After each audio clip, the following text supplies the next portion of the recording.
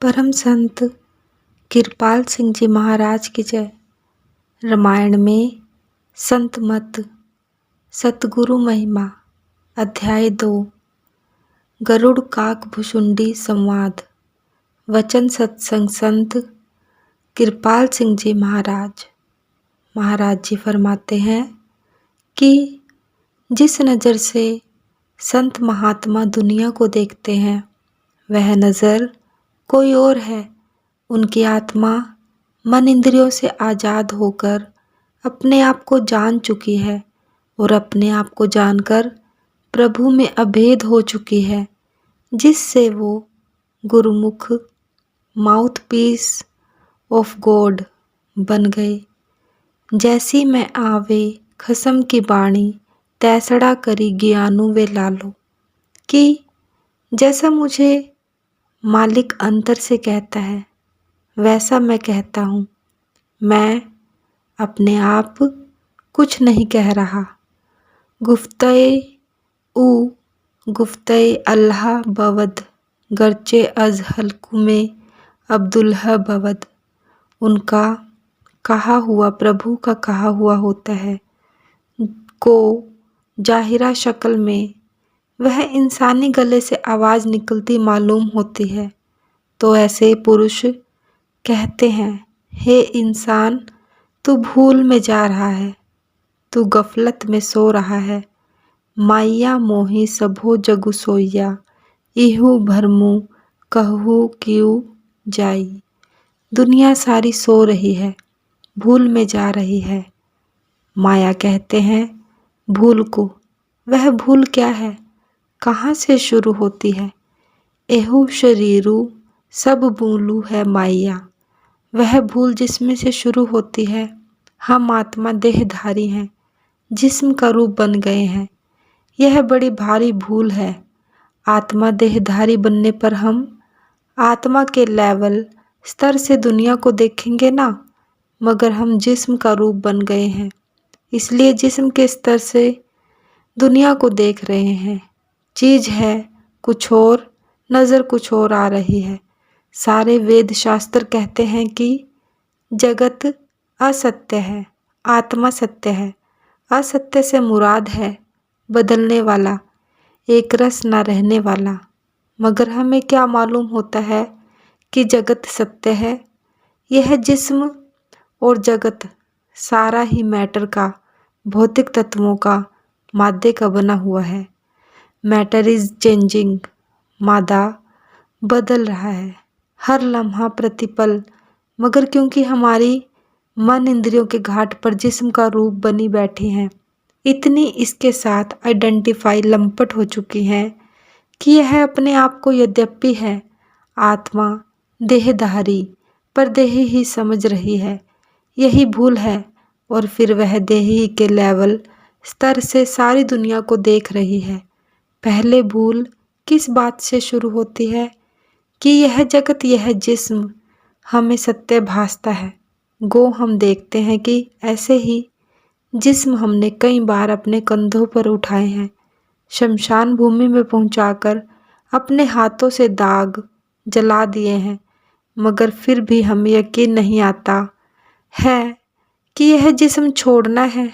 समझे, यही भूल है।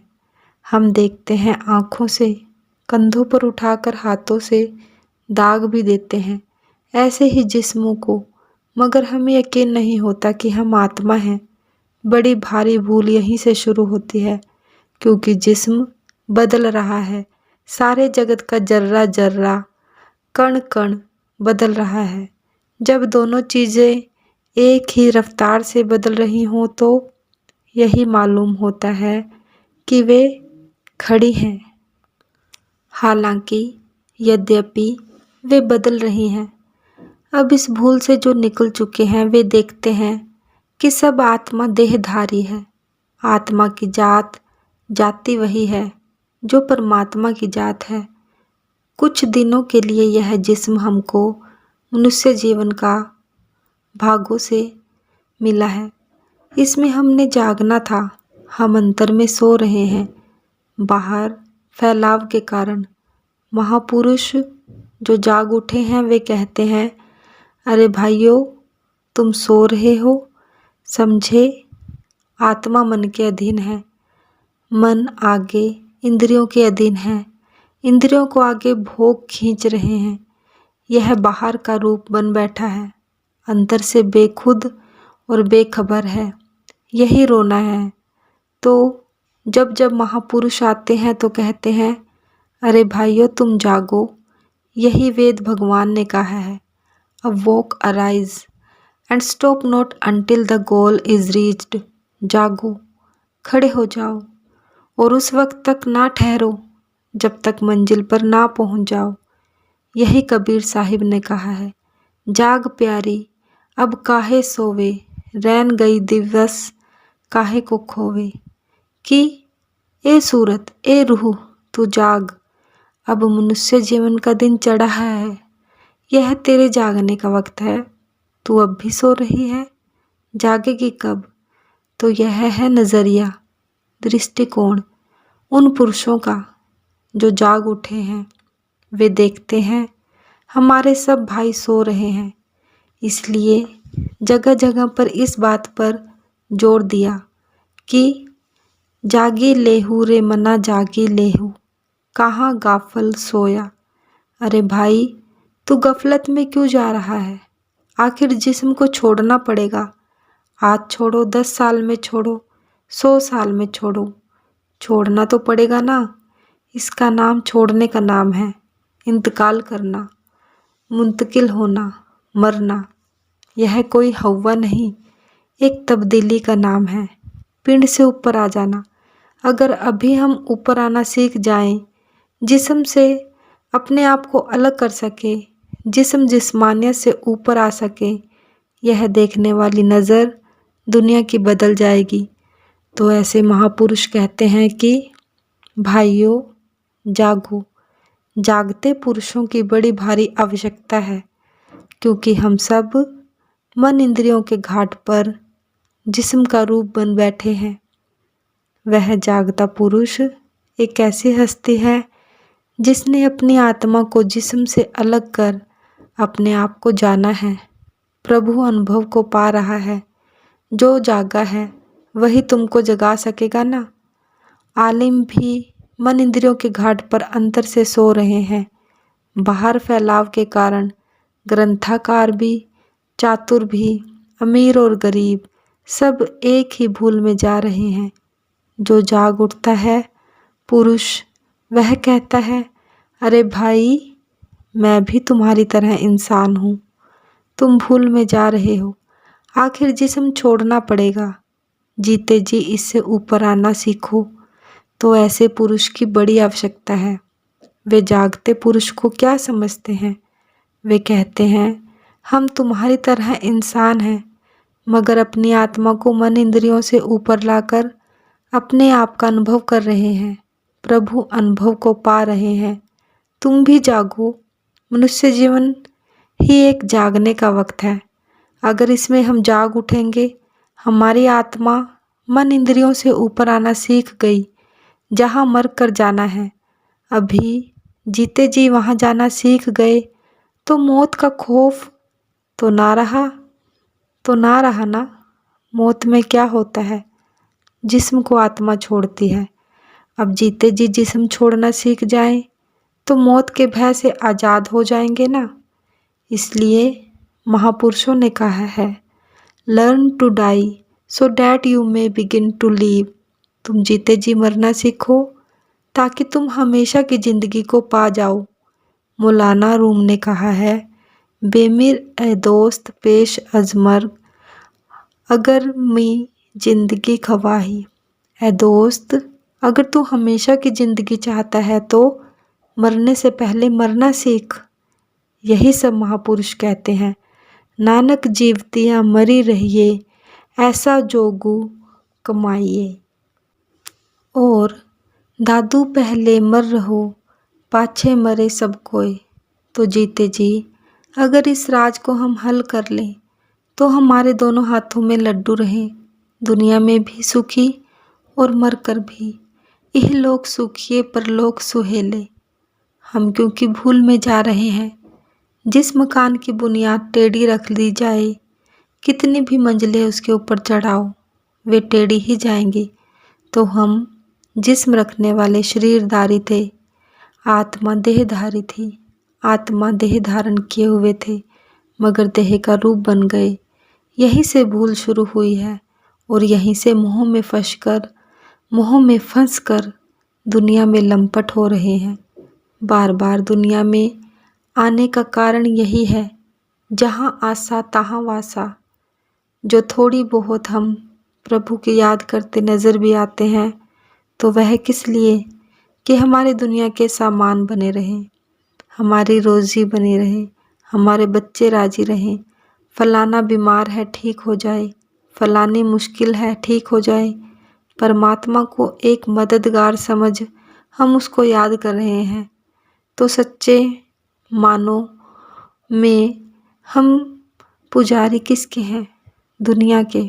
दुनिया को पाने के लिए प्रभु को याद कर रहे हैं। ऐसे पुरुष मरकर कहाँ जाएंगे? बार बार दुनिया में आएंगे। सच्चे पुजारी तो दुनिया के हैं ना। जो अनुभवी पुरुष जाग उठे हैं, वे कहते हैं हम तुम्हारे ही तरह इंसान हैं। और वाकई इंसान सब एक हैं। जिस तरफ किसी ने डेवलपमेंट की, तरक्की की, उस तरह के राज भेद के जानने वाला हो गया। जो लोग उस तरफ जाना चाहते हैं, उनके लिए वह मददगार हो जाता है। एक डॉक्टर है, वह तुमको डॉक्टरी सिखाएगा। जो डॉक्टरी सीखना चाहते हैं, वह जिस्म की साइंस विज्ञान का माहिर है, वह तुमको जिस्म की साइंस सिखला देगा। मगर है इंसान, फिर डॉक्टर होगा। इसी तरह एक वकील है, वह कानून को समझाता है। इंसान वह भी, मगर क्योंकि कानून से वाकिफ़ है, उसको समझ भी सकता है, अप्लाई उसका इस्तेमाल भी कर सकता है। हम उनको इंगेज करके काम में लाते हैं। महाराज, हमारा मुकदमा लड़ दो। इसी तरह जो आत्म विद्या के माहिर हैं, अपने आप का अनुभव जिन्होंने किया है और प्रभु अनुभव को पा रहे हैं, जीते जी मन इंद्रियों के घाट से ऊपर जाते हैं और जाग उठे हैं और दूसरों को जगाने के काबिल हैं। ऐसी हस्ती का नाम गुरु, साधु, संत और महात्मा है। और ऐसे महापुरुषों को बड़ी भारी महिमा गाई है। आगे हमेशा मुख्तलिफ महापुरुषों की वाणी रखी जाती रही है। आज आपके सामने रामायण रखी जाती है। रामायण एक बड़ा भारी अद्भुत ग्रंथ है। समझे तो उसमें कागभूषुंडी का जिक्र आता है। वह अपनी कथा सुनाते हैं कि भाई मैं क्या था, मैंने क्या किया, क्यों मैंने इस जन्म को पाया। वहीं गुरु की बड़ी भारी महिमा बतलाई है। गुरु सो कॉल्ड, तथाकथित गुरु से मुराद नहीं। आज सो कॉल्ड गुरुओं से दुनिया भरी पड़ी है। बट्टा उठाओ, गुरु मिलता है। गुरु उसी का नाम है जो अंधेरे में प्रकाश करे। ये लफ्ज़ गुरु गृह रूढ़ धातु से निकलता है, जो अंतर में प्रणव की ध्वनि को सुना सके। धुन आवे गगन ते सो मेरा गुरुदेव। वह जिस्म को एनालाइज विश्लेषण करके ऊपर आता है, दूसरों को ले जा सकता है। उसके अंतर की आँख खुली है, परमात्मा की ज्योति को देखता है, दूसरों को दिखा सकता है। वह अखंड कीर्तन जो उद्गीत हो रहा है, श्रुति हो रही है, उसको वह खुद सुनता है, दूसरों को सुना सकता है। अरे भाई, जो जीते जी पिंड से ऊपर आकर अपने आप सफ़र करता है, दूसरों को ऊपर जाने के मार्ग का एक्सपीरियंस अनुभव दे सकता है, ऐसे पुरुष का नाम साधु, संत और महात्मा है। आपको पता हो, राजा जनक को सारे हिंदुस्तान भर में 2 सम्मेलन करने के बाद एक अष्टावक्र मिले, जो जीते जी इस राज को समझा सके हैं, अनुभव दे सके हैं। राजा जनक से पूछा, अष्टावक्र ने, क्यों भाई, ज्ञान हो गया? कहते हैं, हाँ महाराज, हो गया। लेने वाला कहे कि मुझे कुछ मिला है, तो वह महापुरुष भी हमारी तरह इंसान ही है, मगर इंसान होते हुए उन्होंने आत्मिक पहलू को, आध्यात्मिक सिलसिले को बढ़ाया है। हमको भी वैसे ही हकूक, अधिकार एवं सुविधाएं प्राप्त हैं। यह नहीं कि उसको स्पेशल कंसेशन, खास रियायत दिया गया है। हमने जिस्म के तौर पर, बुद्धि के लिहाज से, बाहरी इल्मों के लिहाज से तरक्की की है। जो उस इल्म को सीखना चाहे हम उसको सिखला सकते हैं, मगर हमारा आत्मिक पहलू बहुत कमज़ोर है। तो जो आत्मविद्या का माहिर हो गया वह देखता है कि वह प्रभु मुझ में काम कर रहा है। I and my father are one. और जैसी मैं आवे कसम की बाणी तैसड़ा करी ज्ञानु वे लालो। तो ऐसा महापुरुष जो है उसका नाम साधु संत और महात्मा है। अगर हम इस सोई हुई हालत से उठना चाहते हैं, जागना चाहते हैं, तो जागते हुए पुरुषों की सोहबत संगति करो। हमा आलम खुफ्ता तो हम खुफ्ता खुफ्ता रा खुफ्ता के गुनद बेदार। सारा जहान सो रहा है और भाई तू भी साथ इसके सो रहा है, समझे। सोए हुए को सोया हुआ कैसे जगा सकता है। तो इस वक्त आपको काग भुसुंडी का वाकई कि कैसे उन्होंने काग की होनी पाई है, बहुत सारा सिलसिला लंबा चौड़ा दिया हुआ है, मगर थोड़ा सा आपके सामने रखा जाएगा इस बात को बतलाने के लिए कि हमारे वेद शास्त्र ग्रंथ पोथियाँ क्या कहते हैं। मनुष्य जीवन पाकर जिसको अनुभवी पुरुष मिल गया उसका मनुष्य जीवन सफल हो गया। यह पहलू हमारा बड़ा डार्क, अंधकार में है और इसके मुतल्लिक हम कुछ नहीं जानते सिवाय इस बात के कि ग्रंथों पोथियों में जो लिखा है उसका उच्चारण कर दें। हमारे अनुभव में उसमें से कोई बात नहीं आई तो ऐसे महापुरुष की सोहबत में हम उस गति को पा सकते हैं जिसको उन्होंने पाया है। संत और पारस में बड़ो अंतरो जान, वह लोहा कंचन करे वह कर ले आप समान। पारस लोहे को सोना बनाता है, पारस नहीं बनाता। संत आपको संत बना देता है। तो काग भुसुंडी जी जो गुरु के पास गए इसी चीज़ को हल करने के लिए और फिर उनकी भक्ति को ना जानकर उनका निरादर किया, उसका नतीजा जो हुआ उसका वह जिक्र करेंगे। गौर से सुनिए। काग भुसुंडी अपने जीवन का जिक्र करते हैं। पहले थोड़ा सा वृतांत उनका यह है कि उन्हें बहुत सारी गरीबी आ गई थी। दुखी होकर हम उज्जैन शहर में गए। वहाँ अकाल का जमाना था। उसके गुजर जाने पर कुछ रुपया मिला, गुजारे मात्र। कहते हैं फिर मैंने शिव भगवान की पूजा करनी शुरू की। वहाँ पर जब मंदिर में मैं जाया करता था तो वहाँ एक ब्राह्मण था जो शिव की पूजा किया करता था।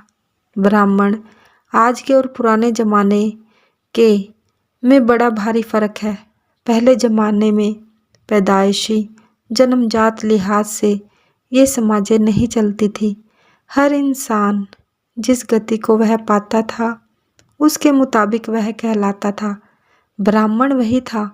ब्रह्मा बिंधे सो ब्राह्मण होई। ब्रह्म को बिंध ले, ब्रह्म का अनुभव करके पार ब्रह्म बिंद कर पार हो जाए, उसका नाम ब्राह्मण था। सिर्फ पढ़ने लिखने वाले का नाम ब्राह्मण नहीं था। वेदों शास्त्रों का जो सार है, जो उसके जानने वाला था और तरक्की करके जो ब्रह्म से पार ब्रह्म में जाने वाला था, ऐसे पुरुष का नाम था ब्राह्मण।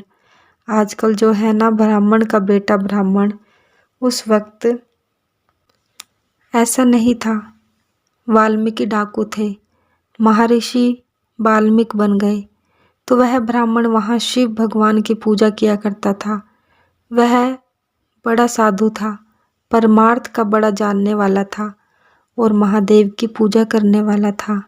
यह ताकतें भी परमात्मा ने बनाई हैं खास खास काम करने के लिए। उसी के इजहार की सूरतें हैं। कहो जो जिस शक्ल से भी उसकी आराधना करता है उसको कुछ ना कुछ फल मिलता है और कहते हैं मैं उसके पास गया, साधारण तरीके से गुरु धारण कर लिया।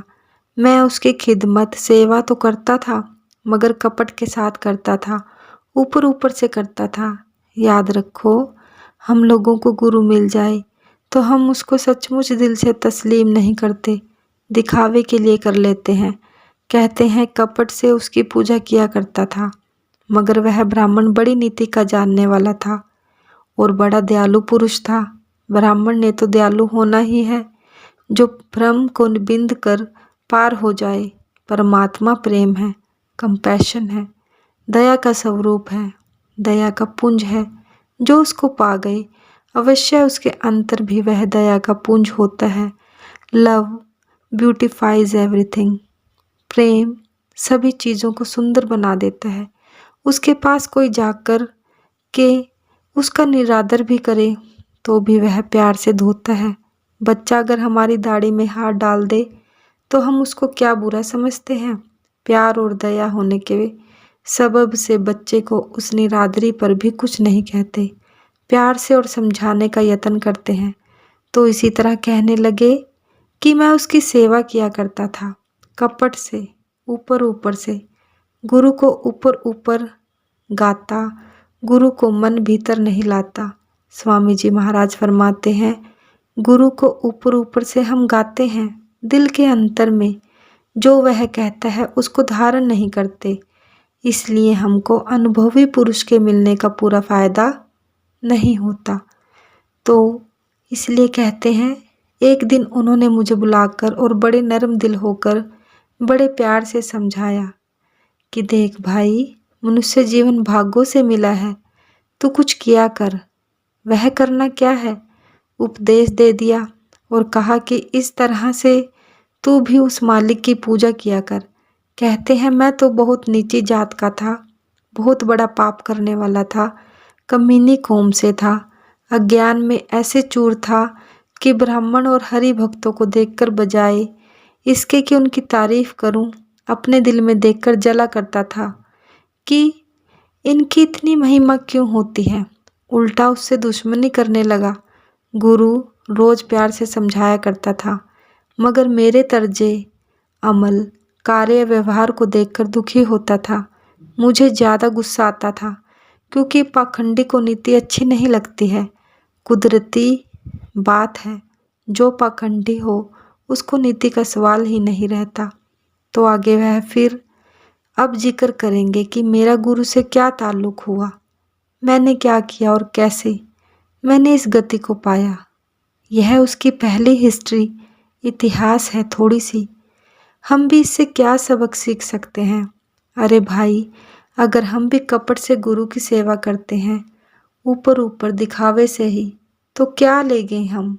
तो क्या लेंगे हम? गुरु और शिष्य में दिल से दिल की राह बनती है, समझे? गुरु गौर अंदर समाए, शिष्य ऐसा हो जो गुरु के अंतर में समा जाए। गुरु उसमें बोले, गुरुमुख बने, mouth piece of God. Guru God man है, गॉड प्लस मैन। यह गुरु मैन गुरुमुख बन जाए तो गुरु मैन बन गए। परमात्मा उसके अंदर आ गया कि नहीं, यह भक्ति का राज भेद है। सेंट पॉल कहता है, it is I not now I. यह मैं कहता हूँ, यह मैं हूँ। कहता है अब मैं नहीं हूँ। It is not I but Christ that lives in मी।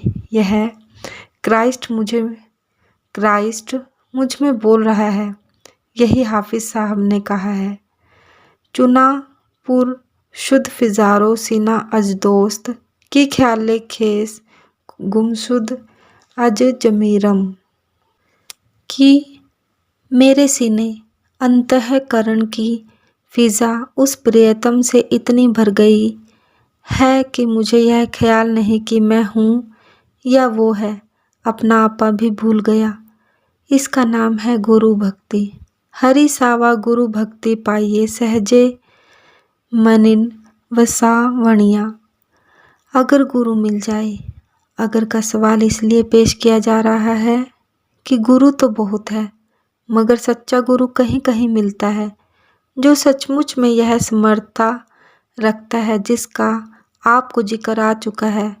वह बाहर से तो तन में आने कल को जानिंदे खुदा वंदे जहाँ, तन तो उसका लोगों के दरमियान है और उसकी आत्मा प्रभु के साथ जुड़ी पड़ी है।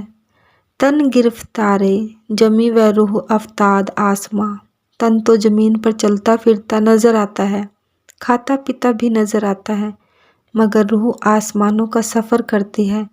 सूरत सैल आसमान को लख पावे कोई संत, तुलसी साहब फरमाते हैं आसमानों का सफ़र हमारी रूह कर सकती है। किसकी? किसी संत की। तुलसी जग जाने नहीं अति उतंग पिया पंथ की। ए तुलसी, दुनिया के लोग इस राज से ना वाकिफ हैं। कैसे रूह पिंड को छोड़कर ऊपर आसमानों का सफ़र कर सकती है? कैसे जड़ और चेतन को अलहदा करके आत्मा ऊपर जा सकती है? कहते हैं इस राज से लोग बेखबर हैं। तो इस राज को जानने वाली जो हस्ती है हमारी तरह जाहिरा इंसान नज़र आता है, मगर अंतर में वह कुछ और भी है। वली अल्लाह राबर कयासे खुद मगीर किस किहदर नतिस्तन यंगसा आयद शेरो शीर कि वली अल्लाह प्रभु प्राप्त महात्मा को अपने कयास पर बाहरी शक्ल पर मत लो। शेर और शीर दोनों ही लफ्ज़ एक ही तरह से लिखे जाते हैं। एक शेर फाड़ कर खा जाने वाला जानवर है और एक शीर आधार देने वाला दूध है। इंसान सब एक है। हमारे अंतर और उनके अंतर में एक ही जैसे हक परमात्मा ने रखे हैं, मगर उन्होंने उस दबी हुई चीज़ को मन इंद्रियों के घाट से ऊपर आकर निकाल लिया है और हमने अभी नहीं निकाला है।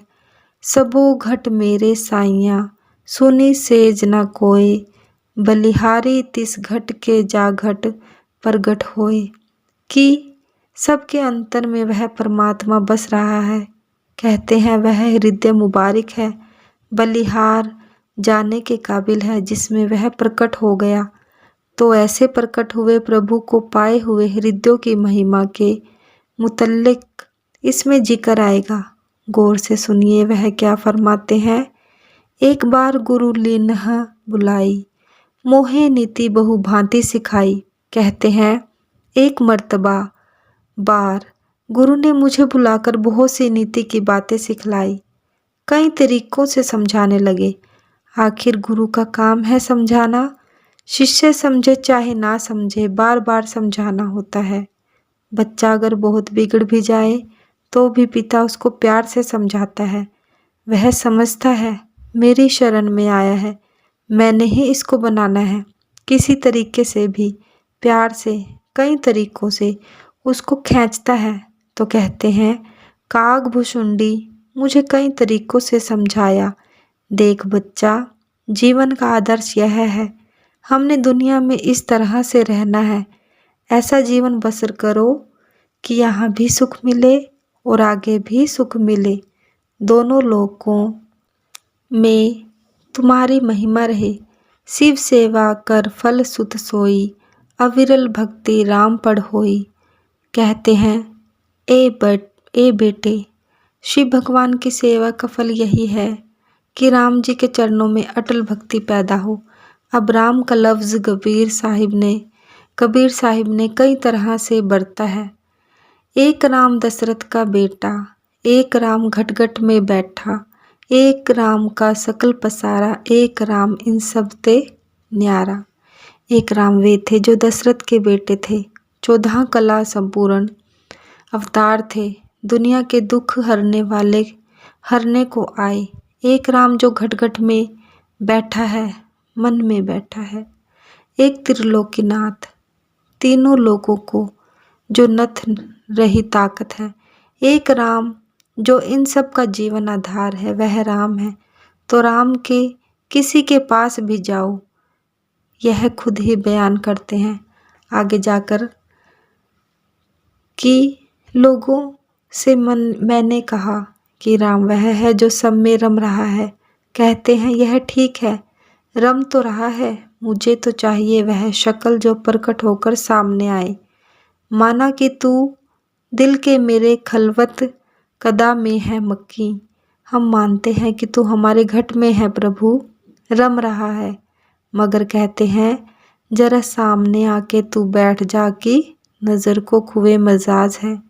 भक्त चाहता है भगवान को प्रकट देखना, तो कहते हैं वह भगवान जो रम रहा है वह तो ठीक है, कहीं पर अगर वह प्रकट है तो उसके दर्शन कराओ। यही भगवान कृष्ण जी जब एक बार गोपियों से दूर चले गए, कुछ मुद्दत समय वहाँ रहे। गोपियाँ बड़ी विरह और सोच संताप में जल रही थी, तो उद्धव को भेजा कि जाओ उनको थोड़ा ज्ञान ध्यान की बातें सुना आओ। उद्धव गए, बड़े ज्ञान की बातें की, बोले देखो कृष्ण के लफ्ज़ों मानने हैं, ये लफ्ज़ क्री धातु से निकलता है जो आत्मा से नज़दीक है। कौन? परमात्मा, कि वह तो तुम्हारे अंतर में है। अरे तुम क्यों सोज गुदाज विरल विरह में विहल हो, भगवान कहाँ नहीं है। खैर बातें बहुत सुनाई, वो सुनती रही।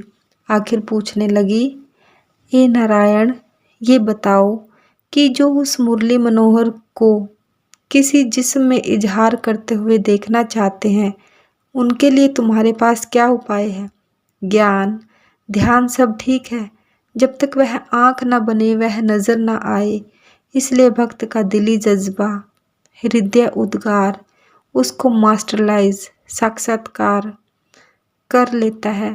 कह दो काग भुसुंडी ने आखिर जाकर यह अपना किस्सा बयान किया, तो कहते हैं कि मेरा गुरु मुझे समझाने लगा तो क्या कहा कि देख भाई, शिव पूजा का फल यही है कि हमारा दिल उस राम के चरणों में लग जाए।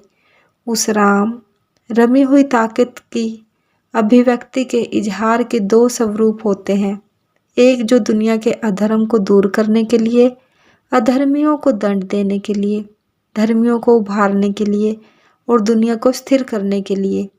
यह एक पहलू उसके इजहार है, इसको नेगेटिव पावर काल कहते हैं। दूसरा पहलू इजहार का यह है कि वह आत्मा को जो मन इंद्रियों के घाट पर घिरी पड़ी है, इससे आज़ाद करके प्रभु से जोड़ता है।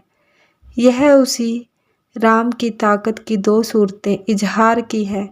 तो कहते हैं किसी भी इजहार में उसके दर्शन होने चाहिए जो पूजा है।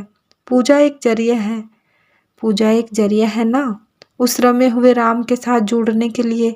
दो किस्म की विद्याएं हैं, एक अपरा विद्या है, दूसरी परा विद्या है। अपरा विद्या में ग्रंथों पोथियों को पढ़ना पढ़ाना, रस्म रिवाज, तीर्थ यात्रा, हवन दान, यह वह सब शामिल है। यह पहला कदम है, पढ़ने से रुचि बनेगी, शौक बनेगा। अब हम काक भुसुंडी का वाकया वृतांत पढ़ रहे हैं, दिल में आ रहा है क्या हुआ भाई, कैसे हुआ, तो इससे रुचि बनेगी और पूजा पाठ वगैरह करने से, हवन दान यह वह रस्म रिवाज के अदा करने से भाव भक्ति बनती है। यह जरिया साधन है, एक प्रेपरेशन ऑफ द ग्राउंड है, हायर पर्पस के लिए, परमार्थ के लिए ज़मीन की तैयारी है, ऊंचे मकसद के लिए। तो कहते हैं यह है जरिया साधन उस राम से मिलने का। समझे, यह शिव पूजा जो है, जो मैं कर रहा हूँ, तुम भी करो, तुम्हें भी आखिर राम मिल जाएगा। राम ही बजही तात शिवधाता नर पावर के कैतिक बाता, कि ए प्यारे, जितने यह शिव और ब्रह्मा वगैरह हैं, जितनी ताकतें हैं, यह भी उसी राम ही की पूजा कर रही हैं। समझे, जिनको हम भगवान कहते हैं, शिव भगवान, ब्रह्मा जी, विष्णु भगवान कहते हैं, वे भी उसी की पूजा कर रहे हैं। ये सब उसकी सूरतें हैं, उसी के आधार पर ये चल रहे हैं। तो कहते हैं इंसान बेचारे का क्या है, जब वे ताकतें भी उसकी पूजा करती हैं तो हमें भी उसकी पूजा करनी चाहिए। ये जीव बेचारा क्या है, स्विच खटका बन गए, उसकी पावर बिजली के इजहार के जब वे उसका आधार ले रहे हैं तो हमें भी उसी से जुड़ना चाहिए। तो इसलिए यह जो पूजा का जो जरिया है, यह एक मीन्स टू एन एंड, एक चीज़ को पाने का साधन मात्र है। ए बेटे, ए बच्चे, तू उसकी पूजा कर। अल्टीमेट गोल, अंतिम आदर्श क्या है? प्रभु को पाना, उस रमी हुई ताकत से मिलना, हमारी आत्मा उसमें रम जाए। यह कब हो सकता है?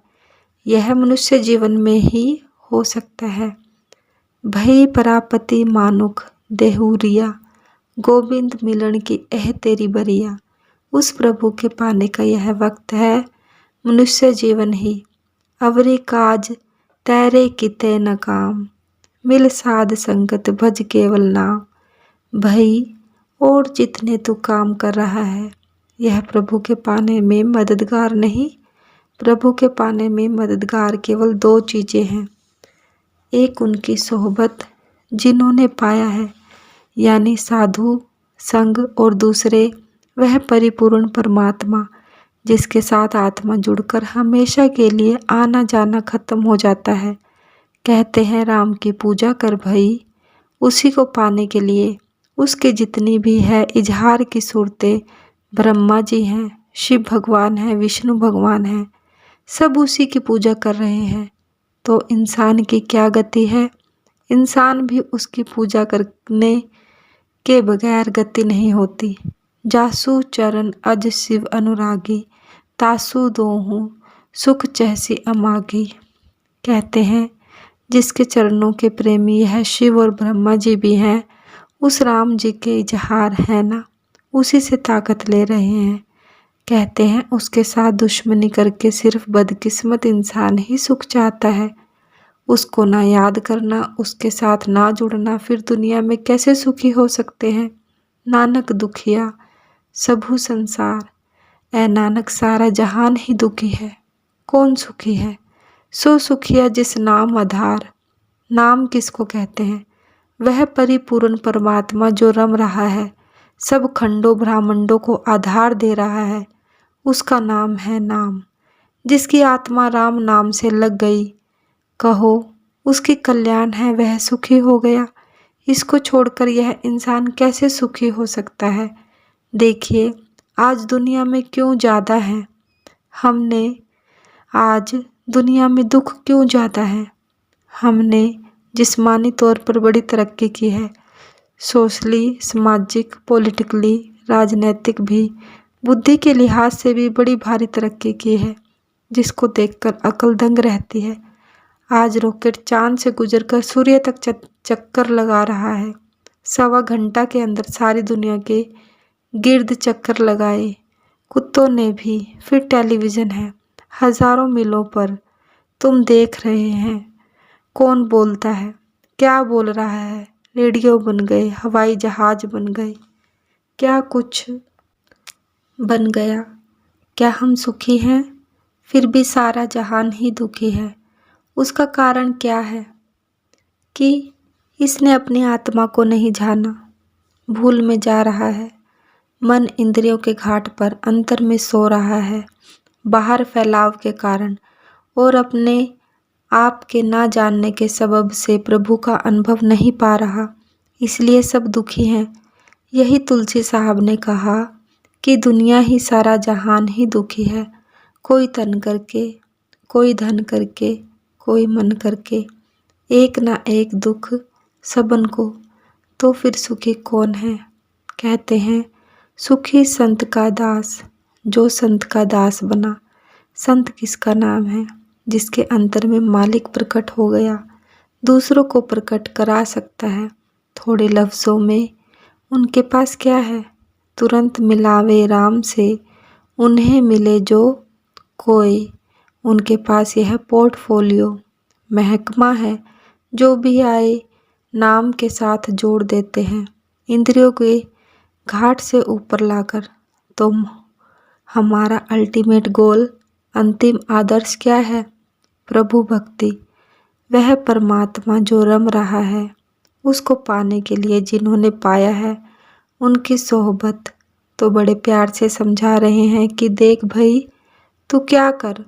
फिर वे लोग बदकिस्मत हैं जो प्रभु को छोड़कर उसके साथ ना जुड़ने पर भी सुख की आशा कर रहे हैं, वे कैसे सुखी हो सकते हैं। हर कहूँ हरि सेवक गुरु कहेऊ, सुनी खगनाथ हृदय मम दहेऊ। कि गुरु ने शिव जी को विष्णु का सेवक बताया। ए गरुड़ सुन मेरा। तो यह बात सुनकर दिल जल गया। गुरु ने यह बताया, शिव भगवान भी विष्णु भगवान भी ये सब ताकतें उसी एक राम के आधार पर चल रही हैं। बात असल तो यह है ना, कहते हैं यह बात उसने बतलाई। मेरी इससे तसल्ली नहीं हुई। अधम जाति में विद्या पाए, भयऊ जथा अहि दूध पियाए। कहते हैं मैं नीची जाति का हूँ। नीच जात के माने जो नीचे इंद्रियों के रसों भोगों में फंसे हैं, वे सब नीच जात के हैं। कहते हैं मैं विद्या पा गया, बड़ा विद्वान बन गया। विद्या पाकर मेरी क्या गति हो गई कि जैसे सांप को दूध पिलाया जाए और जहर बढ़ती है। आलिम विद्वान होना यह कोई जरूरी निशानी नहीं है कि वह अनुभवी पुरुष है। इल्मियत कुछ और चीज़ है, अनुभव कुछ और चीज़ है। इल्म क्या चीज़ है?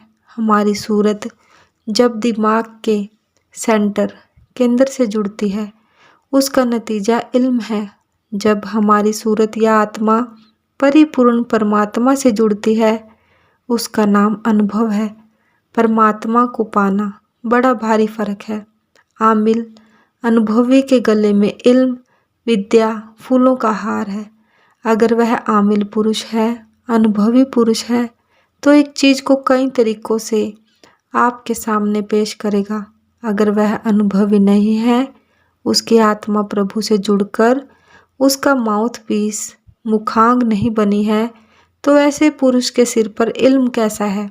यही मिसाल है, जैसे सांप को दूध पिलाया जाए तो और जहर बढ़ती है। कहते हैं मेरी गति यह हो रही थी। अपनी हालत का इकरार कर रहे हैं। जब गुरु मिलता है ना, पहले तो आदमी अकड़ अकड़ कर चलता है। ओ हम बहुत जानते हैं, ग्रंथों पोथियों से तुम कौन हो। पीछे जब अनुभव नहीं मिलता तो आखिर आकर चरणों में सिर नीचा करना पड़ता है।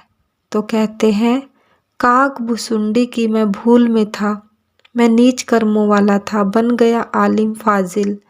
इल्म ही मुझे और जहर बढ़ाने का कारण बन गया। मम कुटिल कुभाग्य कुजाति, गुरु संद्रोह करूं दिन राति। कहते हैं मैं मगरूर था, मक्कार था, बदनसीब था और नीचे कौमों वालों में से था। गुरु के साथ दिन रात विद्रोह करने लग गया। मैं आलिम हूँ, गुरु क्या जानता है, ऐसा आजकल भी होता है।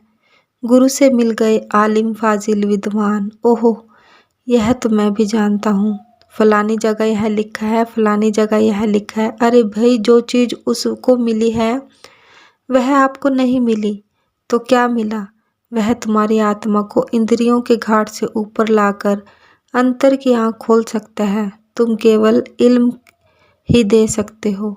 Bookish knowledge is all wilderness. किताबों का ज्ञान ध्यान एक जंगल है जिसमें इंसान भटकता फिरता है, हकीकत मिलती नहीं। मैं पश्चिम में अमेरिका गया, वहाँ लोगों ने कहा भाई आपने जो बयान किया परमार्थ, तो वो बड़ी सिंपल, बड़ा सादा सरल रास्ता है। आत्मा को आज़ाद किया, बिठाया और अंतर में जुड़ गए। यह मुश्किल क्यों बन गया? मैंने कहा जो विद्वान थे, पढ़े लिखे लोग, चीज़ का कुछ पता नहीं, देखा नहीं ना, यह है, ये वह है। उनकी तफसीरें व्याख्याएं उल्टी मुश्किल बन गई लोगों के लिए। अनुभवी बातें नहीं करता, बिठाकर ऊपर वे अप का रास्ता खोल देता है। तुम देखने वाले बन जाते हो, लेने वाला खुद कहता है हाँ भाई है, आलिम सो बात कर। आलिम क्या करते हैं? मैंने एक किताब पढ़ी, उसका नाम गुरुमत निर्णय है, बड़े आलिम फाजिल ने लिखी है। वे क्या लिखते हैं कि जहाँ भी अंतर में ज्योति का जिक्र आता है या किसी ध्वनि का जिक्र आता है, ज्योति वोति अंतर कोई नहीं है, सिर्फ खुशी के इजहार के लिए ही हम कहते हैं, भाई बाजे बज पड़े, चिराग जल पड़े, अंतर में कुछ नहीं है। अरे भाई, जो आमिल अनुभवी है वह हंसेगा कि नहीं? वह आमिल जब बिठाता है, बच्चा बैठता है, वह भी देखता है कि परमात्मा ज्योति स्वरूप है, गॉड इज लाइट, खुदा नूर है, वह उसको दिखा सकता है, यही बड़ाई है उसमें। तो कहते हैं, मैं अपने इल्म के घमंड में, जैसे सांप को दूध पिलाया जाता है तो और उसकी जहर बढ़ती है, मैं उल्टी गुरु के साथ मुखालफत करने लग गया। अति दयाल गुरु सवलप न क्रोधा, पुनि पुनि मोहि सिखाव सुबोधा। मगर गुरु बड़े रहम दिल थे, अति दयाल थे, थोड़ा भी इस बात पर गुस्सा नहीं किया। कोई बात नहीं, आज समझेगा, कल नहीं परसों समझेगा। फिर समझाते रहे प्यार से, बार बार मुझे समझाते, देख बच्चा, बात यह है, बड़े ठंडे दिल से, असल बात यह है, एक बच्चा है, तुम हो बीए पास, अब बच्चे से यह उम्मीद करो कि बीए पास की बातें करे तो कैसे हो सकता है? तो उस्ताद को गुस्सा नहीं करना चाहिए, उस्ताद को समझाना चाहिए बच्चे का क्या कसूर है। मैं आपको आज अर्ज करूं, 1903 ईस्वी की बात है। मैं तीसरी जमात में पढ़ा करता था। वहाँ एक आदमी आया, लेक्चर देने लग गया। मैं उसके मुंह की तरफ देखता था कि वह कहाँ से बोलता है, क्योंकि तीसरी जमात में मेरी समझ यही थी कि किताबों ही से पढ़ा जा सकता है, समझे। मैं बड़ी हैरानी से, अब भी बड़ा अच्छी तरह याद है मुझे, अरे भाई यह कहाँ से बोलता है। अब मैं समझता हूँ कि यह बड़ी मामूली बात है। भाई, एक बच्चा जो इंद्रियों के घाट पर बैठा है, उससे कहो कि अंतर में रोशनी है तो वह कहता है रोशनी कहाँ है, कैसे हो सकता है, मर तो नहीं जाएंगे। हज़रत मोहम्मद साहब को सवाल किया गया कि महाराज, आप तो कहते हैं कि जीते जी मरना चाहिए, कहीं मर तो नहीं जाएंगे, कब्रिस्तान में तो नहीं पहुंच जाएंगे। कई भाई इससे भी डरते हैं, पिंड से जब रूह ऊपर जाती है, हाय मौत, वे अभ्यास ही छोड़ देते हैं। तो हज़रत मोहम्मद साहब ने कहा, ई ना मर गए आह की दरगोखी, यह मौत तो नहीं कि तुमको कब्रिस्तान में पहुंचा दे, बल्कि जो जुल्मत से, अंधेरे से नूर की तरफ ले जाने वाली है। नूर प्रकट होता है जब तक रूहां हिस्सा इंद्रियों से ऊपर ना आ जाए, उसको कैसे पा सकता है। वह अदृष्ट और अगोचर है जब तक एवड़ ऊंचा होवे कोई, तिस ऊंचे को जाने सोई। जब तक उसी लेवल पर तुम नहीं आते, उसको कैसे पा सकते हो, समझे। तो यह सेल्फ एनालिसिस, आत्मा को चिन्हने, शरीर से अलग करने का मजमून है। आलिम लोग इसको समझ नहीं सकते हैं। वे कहते हैं हाय मर जाएंगे, तो कहने लगे काग भुशुंडी। इससे मैं गुरु की मुखालफत करने लगा, मगर वे गुरु दयाल पुरुष थे। मैंने तो बहुत गुस्सा किया, अपनी तरफ से यह वह किया, मगर वे गुस्से में नहीं आए। फिर प्यार से समझाया कि देख बच्चा, असल बात यह है, याद रखो, जब भी किसी महापुरुष के पास जाओ तो एक चीज़ याद रखो कि जो कुछ तुम जानते हो वह तो जानते ही हो, वह तो तुम्हारा कम या बेश नहीं हो जाएगा। जाओ सुनो वह क्या कहता है, उसको समझने का यत्न करो। हम लोग क्या करते हैं, अव्वल तो जाते ही नहीं। पहली चीज़ नम्रता है, याद रखो, जब तक नम्रता ना धारण करे इंसान, वह किसी के पास नहीं जाता। मैं आलिम, मैं फाजिल, मैं हाकिम, मैं अमीर, मैं बादशाह, मैं क्यों जाऊं, इसी अकड़ में रह जाता है। अनुभवी पुरुष आते हैं, एवरेज साधारण तबके के लोग फ़ायदा उठाते आते हैं। आलिम ज़्यादा पढ़े लिखे खाली रह जाते हैं, अगर चले भी गए तो वे अपने जोम घमंड में बैठे हैं। यह फलानी जगह लिखा है, हम भी जानते हैं। यह क्या जानता है, मैं ज़्यादा बतला सकता हूँ। जो प्याला सुराही के नीचे रहेगा वही भरा जाएगा, जो सुराही के ऊपर रहेगा प्याला वह कैसे भरेगा। आकर भी खाली चला जाता है। तो अनुभवी पुरुष के पास जाकर अपने इल्म का जोम नहीं करना चाहिए। हाँ, समझने का यत्न करो। जो नेक नियति से सवाल हो बेशक करो। भगवान श्री कृष्ण जी ने गीता के 4 अध्याय में इस बात का बड़ा निर्णय किया है। अगर तुमको ज्ञान पाने की ख्वाहिश है, जाओ ऐसे महात्मा के पास जो अंतर में परमात्मा के दर्शन करते हैं। फिर आगे कहते हैं, नेक नियति से सवाल करके हर एक सवाल का जवाब लो। वितंडावाद निरर्थक दलीलबाजी करना की खातिर नहीं, डिस्कशंस वाद विवाद की खातिर नहीं। जब तुम्हें बात समझ में आ जाए, भरोसा बनेगा।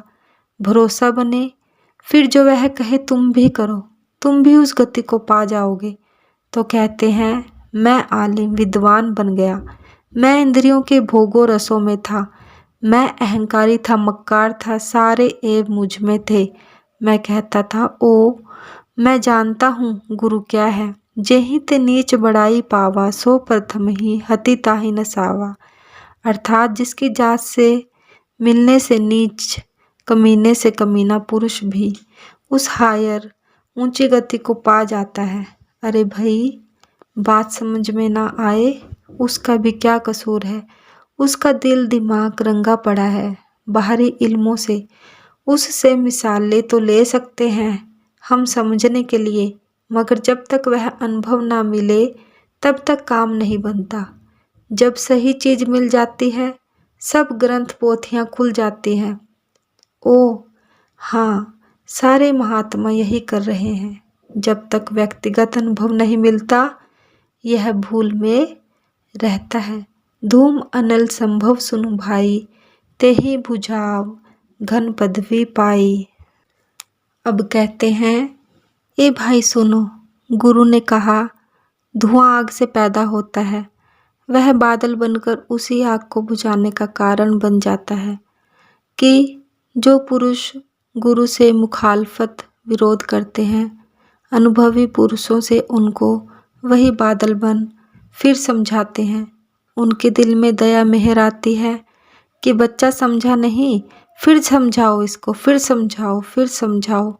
आखिर कोई समय आता है जिस समझ में आने लग जाती है कि बात क्या है। रजमग परी निरादर रही, सब कर पड़ पढ़हार नित रह सही। मिसाल देते हैं कि ऐसे पुरुषों की क्या गति है जैसे धूल होती है, ना रास्ते पर जलील होकर पड़ी रहती है, सबके पाँव की लताड़ सहती है, पाँव के नीचे दबी जाती है ना, है मिट्टी, मगर क्या हशर परिणाम होता है उसका। मरुत उड़ाव प्रथम ते ही भरई, पुनि निरिप नयन किरीटनह परई। जब हवा उसे उड़ाती है तो क्या होता है, पहले हवा में भर जाती है, फिर बादशाहों के ताजों और सिरों पर पहुंचती है। समझे, आखिर खाक नम्रता धारण कर बादशाहों के ताजों पर निवास करती है। नम्रता बड़ी भारी चीज है भाई। सेंट अगस्टीन से पूछा कि परमात्मा कैसे मिलता है। कहते हैं, नम्रता धारण करो। First humility, second humility and third humility. नम्रता हो तभी किसी के पास जाएं, नम्रता हो तभी किसी की बात सुने। जब चीज मिल जाए फिर भी समझे यह किसी की दात है। खजांची के पास 1,00,000 रुपया आ गया, उसका क्या है, अमानत है। तो संतों का श्रृंगार नम्रता है। सच्चे मानो में तो कहते हैं वे लोगों के सिरों के ताज बनते हैं नम्रता धारण करके। क्या किसी बादशाह के ताज पर तुम बैठ सकते हो? जाकर धूल बैठ सकती है। मिसाल देकर समझाने का यत्न किया है। अगर तुम इतने नम्र बन जाओ जितनी की धूल है, तो इस गति को तुम भी पा पाओगे, तुम भी पा जाओगे। महापुरुषों ने और कई तरीकों से कहा है।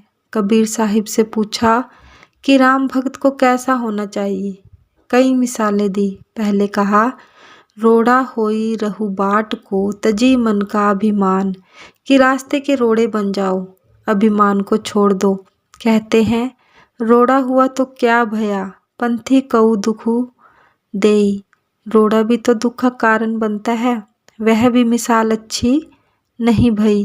फिर कहते हैं जैसे धरनी में कहे, यही धूल की मिसाल उन्होंने भी दी है। कहते हैं खे हुआ तो भी क्या हुआ, तो भी क्या हुआ भई, वह उड़ उड़ लागे अंग, वह भी कपड़ों के साथ जाकर लगती है। कहते हैं फिर क्या हो, कहते हैं पानी जैसा हो। कहते हैं पानी भी कभी गर्म कभी सरद, यह भी आदर्श ठीक नहीं है। फिर हरिजन को कैसा होना चाहिए, हरि ही जैसा हो। चाहिए कि भगवान भक्त के अंदर हो, भगवान प्रकट हो जाए, उसके गुण इसके अंदर आ जाएं, यह है आदर्श। कैसे, नम्रता के कारण। अगर नम्रता बन जाए तो लोगों के सिरों का ताज हो जाए। आज गुरु नानक साहब को सब नानक नानक हो रही है, क्यों? नम्रता भाव से। कहाँ नहीं गए, सब तीर्थों पर गए, मक्के मदीने भी गए, फारस में भी गए, बंगाल में भी गए, बर्मा तक, सगल द्वीप तक, चीन तक गए। पहाड़ों पर योगियों से मिले, नम्रता थी तो मिले ना। वह चीज जो हम भूल रहे थे उसको ताजा किया तो नम्रता बढ़ी। भारी चीज है भई, नम्रता को धारण करो। सुनु खग पति असमूझी प्रसंगा, बुध नहीं करहीं अधम कर संगा। कहते हैं एक खगपति, एक पक्षियों के राजा गरुड़ जी, सुनो अब इस बात को समझकर अक्लमंद होकर कमीनों की सोहबत से परहेज करो। पानी सब पानी है, मगर गंदे नाले के पानी को कोई नहीं पीता है। परमात्मा सब में है, मगर जिनमें यह बुराइयां, इंद्रियों के भोगों रसों की मान बढ़ाई, ईर्ष्या द्वेष, यह वह बन रही है। अरे भाई, वहाँ उनकी सोहबत में वैसा ही रंग मिलेगा ना, जैसा सोहबत वैसा रंग। तो अनुभवी पुरुष कहते हैं कि भाई ऐसों से परहेज करो, संगत का असर सबसे बड़ा होता है। याद रखो, सोहबते साल्हा तुरा सल्हा कुनद, सोहबते ताला तुरा ताला कुनद। सोहबत का असर बड़ा भारी होता है। तो सोहबत के असर के लिए महाभारत में जिक्र किया है। जिस तरह फूलों की खुशबू सब साथ की चीज़ों को, चाहे वह मिट्टी हो, पानी हो या कपड़े हो, सबको खुशबूदार कर देती है, इसी तरह नेक की सोहबत अपना असर देती है। मूढ़ की सोहबत अविद्या का रंग देती है। संतों और महापुरुषों की सोहबत सत्य और धर्म का असर देती है। इसलिए चाहिए कि संत महात्मा की संगत करें, ताकि उनके शांतिदायक असर को ग्रहण कर सके। यह रामायण कह रही है। तो सोहबत संगत का रंग बनता है। तुलसीदास जी बड़ी खूबसूरती से हर एक पहलू को थोड़ा छूते जाते हैं, एक वाक्य बयान करते हुए उसके कई पहलुओं को साथ ही साथ जिक्र करते हुए जाते हैं। रामायण में एक बड़ी भारी खूबसूरती यही है कि कई पहलुओं से बयान करते चले जाते हैं, साथ ही साथ कि जो परमार्थ परम अर्थ को पाना चाहता है उसको क्या क्या करना चाहिए और क्या क्या नहीं करना चाहिए। तो कहते हैं सोहबत और संगत का बड़ा भारी असर होता है। जब तक यह नेकों की सोहबत धारण ना करे, बंदों बुरों से हटे नहीं, काम नहीं बनता। क्योंकि साकत का बोलिया जयों बिछुआ डसे। साकत जो प्रभु से टूटा पड़ा है, उसको मिलने से जैसे बिच्छू डंक मारता है, मामूली कांटा सा चुभता है, पीछे कड़वल पड़ते हैं, ऐसे ही जो बुरी सोहबत जो फैलाव में जा रहे हैं, अपने आप का अनुभव नहीं कर रहे, ऐसे महापुरुषों की सोहबत बेअख्तियार तुम्हें उसी रंग में रंग देती है। तो कहते हैं इसलिए अक्लमंद लोग, जो लोग परमार्थ को पाना चाहते हैं, जन्म को बर्बाद नहीं करना चाहते, वे टूटे हुओं की सोहबत से परहेज करते हैं। कवि गोविंद गावही असनीति, खल सन कलह भल नहीं प्रीति। जो पंडित लोग हैं, जो उस प्रभु के गुण अनुवाद गाने वाले हैं, कहो उनके राग को गाने वाले हैं, कहते हैं वे ऐसे ही नीति गाते हैं, यही नीति बतलाते हैं कि बंदों की सोहबत से हटो, नेकों की सोहबत अख्तियार करो। एक इंसान को जानना हो तो उसकी सोसाइटी से जानो, कि उसकी सोसाइटी संगत कैसी है। कायदे की बात है, नेक जो होगा वह नेकों की सोहबत अख्तियार करेगा। जो परमार्थी है परमार्थी पुरुषों की सोहबत अख्तियार करेगा। अरे भाई, जो मन इंद्रियों के घाट पर इंद्रियों के भोगों रसों में लंपट है, ऐसे पुरुषों की सोहबत अख्तियार करेंगे जो उस रंग में रंगे जा रहे हैं। कहते हैं ऐसे आदमियों से दुश्मनी नफरत करना उनको अच्छी नहीं लगती, तो ऐसे पुरुषों से हमेशा ही प्यार और सलूक से काम करो। वह नीति यही बतलाते हैं कि नेकों की सोहबत करो, उनसे प्यार करो, उनसे दुश्मनी ना करो। उदासीनत रहिए गुसाई, खल परी हरिये सवान किनाई। तो इसलिए कहते हैं कि भाई उनसे अलग थलग उदासीन होकर रहो। उनकी सोहबत में स्वामी जी महाराज ने कहा था, हट रहो खास और आम से। ऐसे पुरुषों से दूर रहो। मिसाल देते हैं कि जैसे बदजात आदमी को जात उसकी अच्छी नहीं, वह जहरियत विष में रंगी पड़ी है, इंद्रियों के भोगों रसों में। कहते हैं उनको इसी तरह छोड़ देना चाहिए कि जैसे कुत्तों की सोहबत तुम अख्तियार नहीं करते। कुत्ते बड़े जलील माने जाते हैं ना।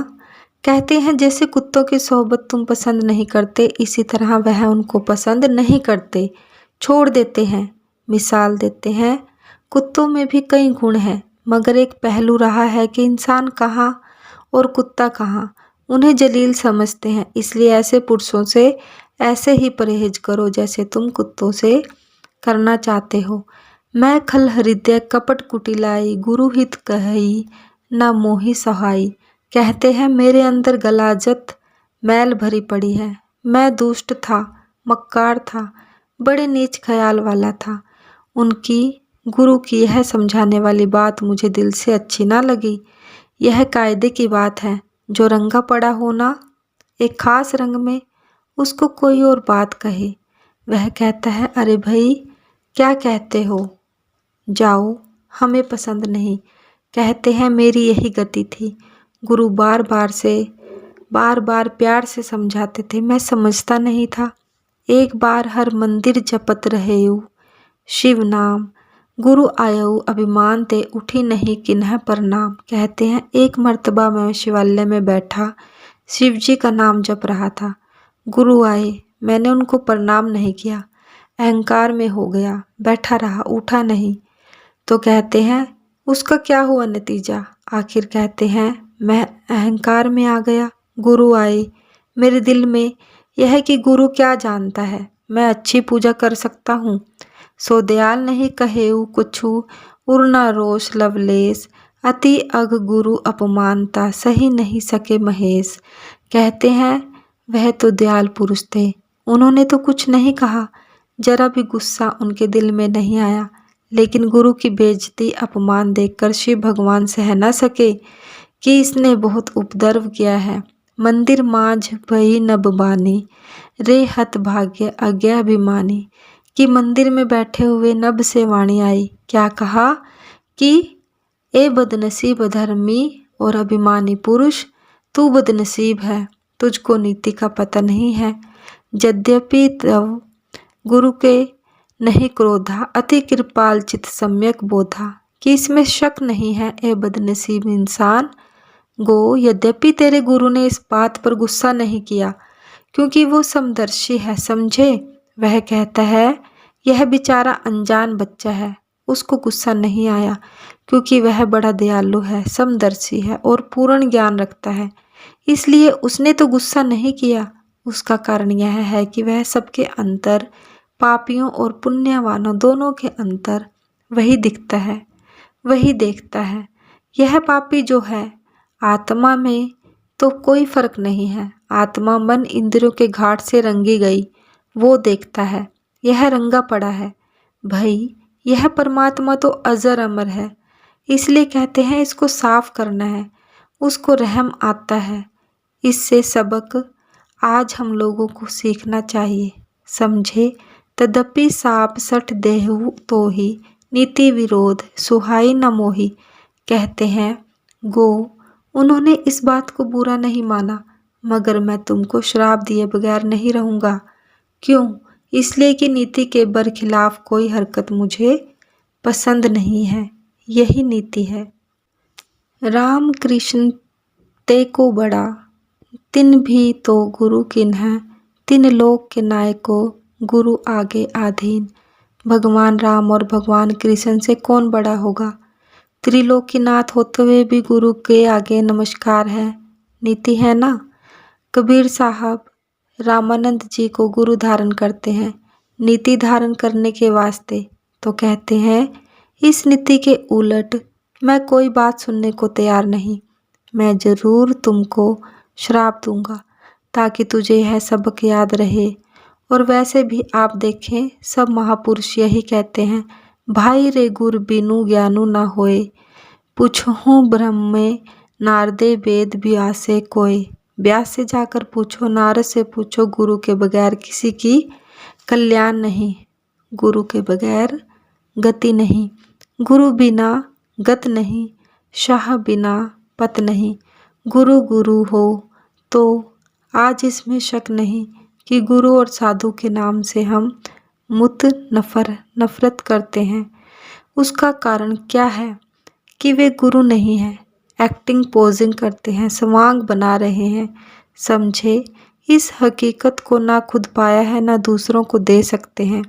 वे क्या करते हैं, बहिर्मुखी साधन अपरा विद्या में लगा देते हैं। लगे रहो भाई, कोई मांगे महाराज बख्शिश करो। ओ भाई, हमने 50 साल में ले ली, तुम्हें अभी दे सकते हैं? नहीं। मन इंद्रियों के घाट पर बैठे हुए होने के कारण वह शिष्य जब देखते हैं कि यह हमारी तरह मन इंद्रियों के घाट पर बैठा है, तो कहते हैं इट इज़ ऑल गुरुडम, हमें ऐसे साधु संतों की जरूरत नहीं। अंधा अंधे को चला रहा है, दोनों ही गड्ढे में गिरेंगे ना, और क्या होगा? तो कहते हैं मैं मर्यादा को तोड़ता नहीं, तुम्हें सजा दूंगा। आगे और कुछ कहते हैं, सुनिए गौर से। जो नहीं दंड करो खल तोरा, भ्रष्ट होई श्रुति मार्ग मोरा। कहते हैं अगर मैं तुझको बज्जात तुझको सजा नहीं देता, श्राप नहीं देता, तो जो श्रुति मार्ग है वह भ्रष्ट हो जाएगा।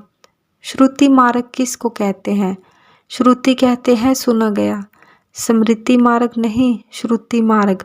वह श्रुति उद्गीत जो प्रणव की ध्वनि हो रही है, वह मार्ग भ्रष्ट होता है, क्योंकि श्रुति सुनी नहीं जा सकती जब तक इंद्रियों के घाट पर बैठे हो।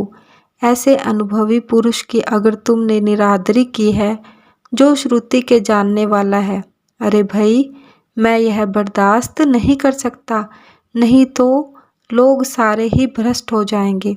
जे सठ गुर सन ईर्ष्या कर ही, रोक नरक कोटि जुग पर ही। कहते हैं वे मूर्ख लोग जो गुरु से हस्त ईर्ष्या करते हैं, वे 100 जन्म तक रोरव नरक, जो सबसे गया गुजरा है नरक, उसमें वास करते हैं। उसका बयान किया जाता है कि उसका सिर छोटा, उसका सिरा छोटा है, उसके बीच में डाल दिए जाते हैं। इशारे दिए हैं पुराणों में। तो कहते हैं मूर्ख आदमी अगर कुछ नहीं कर सकता तो ईर्ष्या द्वेष का तो कोई मतलब नहीं ना। देखो वह गुरु तो कुछ नहीं कहता, मगर वह जो नीति के जानने वाला है शिव, वह सजा देता है। तो काक भुषुंडी को श्राप मिला, किसने दिया? गुरु ने नहीं दिया। गुरु तो दयाल पुरुष है। भाई 2 किस्म की ताकतें हैं, जैसे मैंने अर्ज की। एक वह ताकत काल की जो अधर्मियों को दंड देती है, जगत को स्थिति में कायम रखती है। वह एक ताकत है, वह सजा देती है। जो दूसरी किस्म का इजहार रखते हैं, उसका वे संत जन होते हैं। वे तो प्रभु से जोड़ते हैं। पापी आए पुण्यवान आए, कोई भी आए चल भाई, प्रभु से जोड़ते हैं। वे तो दूसरों को श्राप नहीं देते। याद रखो, महात्मा कभी किसी को श्राप नहीं देते, समझे? वे हमेशा दया करते हैं। जितना पापी होकर जाओ उतनी और दया करते हैं। हमारे हुजूर बाबा सावन सिंह जी महाराज थे। कई बार बड़ी निंदा करके आना, जब होश आनी तो कहना महाराज दया करो, हमने आपकी बड़ी निंदा की है, कहते थे मेरे तक नहीं पहुंची है, नाम दे देते थे। यह संतों का और जो नीति में रखने वाली ताकत है उनका आपस में संबंध है। वह काल की ताकत सजा देती है। वे संत तो हमेशा ही दया करते हैं। त्रिजग जोनी पुनि धरहि शरीरा, अयुत जन्म भरी पावही पीरा। कहते हैं ऐसे पुरुष परिंदों पक्षियों वगैरह की योनियों में जाते हैं और 10,000 जन्म तक दुख भोगते हैं। यह किसका बयान है? तुलसीदास जी बयान कर रहे हैं। समझे अनुभवी पुरुष थे, यही और महात्माओं ने बयान किया। यहाँ तक भी कहा, गुरु निंदक नारायण होई, ताका मुख ना देखो कोई। नारायण भी अगर गुरु की निंदा करे तो उसका मुख ना देखो। तो आप देखेंगे दो पहलू बयान कर रहे हैं बड़ी सूक्ष्म रीति से। एक स्थिति में कायम करने वाली ताकत नेगेटिव पावर, एक पॉजिटिव पावर है काल और दयाल। पॉजिटिव पावर दयाल तो श्राप नहीं देती, वह मुआफी ही जानती है। हाजिब साहब ने कहा है, आखिर ई उम्र शब्द मालूम की सल्तनते दरवेश बवद बेहिसाबी। कहते हैं आखिर में जाकर हमें यह मालूम हुआ कि सल्तनते दरवेश बवद बेहिसाबी, कि दरवेशों की सल्तनत बख्शीश की है। वहाँ जो हिसाब लेने वाली ताकत है वह उसको संयम में रखने के लिए श्राप दे रही है। बैठी रहे सी अजगर ई पापी, सर्प हो ही खल मलमती व्यापी। कहते हैं ए पापी पुरुष, जा तू सांप हो जा, तेरी अकल में पाप समा गया है। गुरु की निरादरी की है, यह श्राप दे दिया। महाबिटप कोटर मही जाई, रहुरे अधम अधोगति पाई। कहते हैं जा किसी दरख्त की खोखली जगह जो है वहाँ बैठा रहे और इसी अधोगति में पड़ा रहे। बस यह है मैं तुझे श्राप दे रहा हूँ। फिर इस पर हाहाकार किन्ह गुर दारुण, सुने शिव साप कंपित मोहि बिलोके अति और उपजा परिताप। कहते हैं इस बद्दुआ श्राप को सुनकर गुरु कांप उठा। आखिर गुरु के दिल में शिष्य का प्यार है, मेरा बच्चा है कहीं चला ना जाए। तो कहने लगे, गुरु ने हाय हाय की। कहते हैं मुझे कांपता हुआ देखकर बड़ा उसे गुरु को रंज हुआ। तो क्या कहने लगे, आगे फिर सिलसिला आता है। उसने दुआ की कि तुम इसको श्राप ना दो, तुम बड़े ऐसे हो बड़ी महिमा की। फिर आखिर उनके कहने पर काग भुसुंडी की योनि दी। आगे बड़ा लंबा प्रसंग है, इसके साथ और 7 सवाल आते हैं जो कि गरुड़ ने किए हैं काक भुसुंडी से। पीछे राम जी के उसको दर्शन हुए तो काक भुसुंडी जी ने जब इस गति को पाया, जन्म दूसरा लिया तो उसमें इस योनि में था, मगर दिल में शौक था, यही शौक था कि राम सामने दर्शन दे। राम राम लोग बहुत सारे कहते हैं, वह रम रहा है। अरे भाई, रमे रहने से भक्त को तसल्ली नहीं होती। वह यह चाहता है कि सामने आकर बैठे। तो राम के दर्शनों को पाया आखिर और उसकी गति हुई। तो इस वक्त एक जगह एक और थोड़ा सा हिस्सा है रामायण का, वह आपके सामने रखा जाता है कि गरुड़ ने 7 सवाल काक भुसुंडी से किए हैं। गौर से सुनो, बड़े ज़रूरी सवाल हैं। वे आम लोगों के दिलों में यही सवाल आते हैं और उन सवालों का जवाब काग भुसुंडी जी ने क्या दिया, गौर से सुनिएगा। सतगुरु तेरा ही आसरा, सतगुरु तेरा ही आसरा। परम पिता परमेश्वर परम संत कृपाल सिंह जी महाराज की जय। सतगुरु तेरा शुक्र है। जय गुरुदेव, जय गुरुदेव।